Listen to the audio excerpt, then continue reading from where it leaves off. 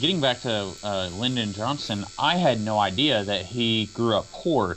And so watching the movie, this is getting back to what I was saying about like knowledge of these historical figures may improve your viewing. Now I'm going to change my statement and say, yes, it definitely will improve your viewing, because watching this movie when I had absolutely no knowledge about Lyndon Johnson, when he said, well, that's a really good thing that you're working on, Dr. King, but right now we really need to focus on poverty. I kind of just saw that as like a jerk move. Like, I'm a racist old white guy and I don't really care about what you're doing, so I'm going to pretend like what you're saying is important, but really I'm going to say we should work on this right now.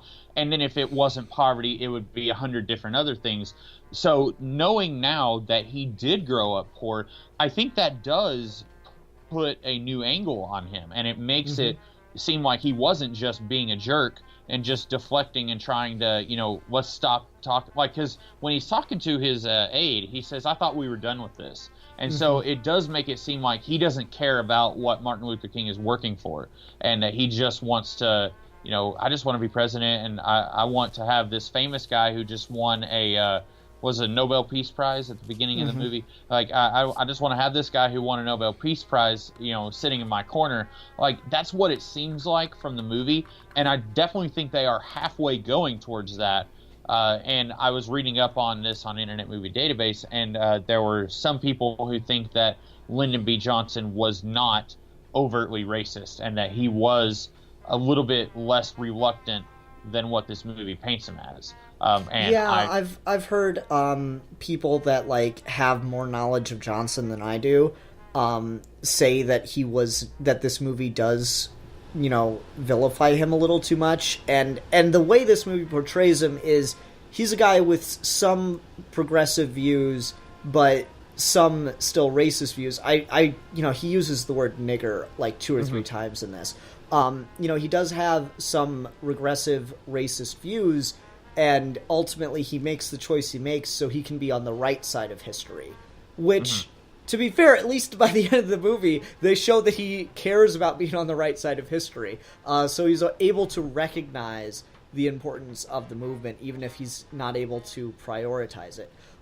Johnson is really an interesting historical figure in my mind, because, yes, he grew up poor, and there's this anecdote about him and some other statesmen visiting a foreign country that name escapes me at the moment, and they see a bunch of children running around in ragged clothing, and one of the statesmen says, oh, look at these kids, they're wearing rags.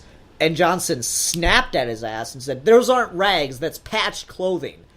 Because to him, that's what he had said growing up. I'm not wearing rags, this is patched clothing. Yeah. And so that is a really, really interesting perspective. And also, the civil rights movement in regards to Johnson being president, Johnson was a Southern Democrat his entire career. And the way he made a name for himself was by, more or less, stopping any precursor to the civil rights movement any way he could in the Senate. So that he is the president that signs the Civil Rights Act is a fantastic historical irony. Yeah. And it's really, really interesting to look at Lyndon B. Johnson's portrayal in this movie and realize that, maybe you could maybe make the argument, and people who know more about Johnson than me feel free to, you could say that this movie vilifies him too much. I think this shows a realistic old white man in the era who is kind of progressive in some ways, but has internalized racism, even if he doesn't want to admit that to himself. And I think that's fair.